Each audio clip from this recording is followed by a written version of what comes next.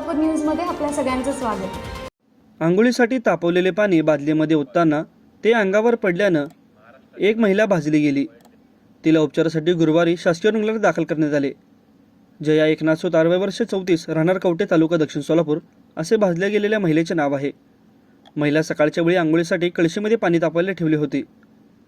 5:45च्या सुमारास कळशीतील पाणी बादलीमध्ये ओतताना चुकून गरम पाणी अंगावर, गुडघ्यावर तसेच पडल्याने कातडी सोलली गेली। दाह सहन होत असल्याने प्राथमिक उपचार करून घेतले। त्यानंतर वडील विठ्ठल यांनी सोलापूरातील शासकीय रुग्णालयात उपचारासाठी दाखल केले।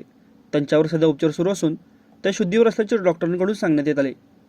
सोलापूर तालुका पोलीस ठाण्यामध्ये या प्रकरणाबद्दल सिव्हिल पोलीस चौकीकडे खबर देण्यात आली व तसेच या घटनेची नोंद सिव्हिल पोलीस चौकीमध्ये करण्यात आली आहे।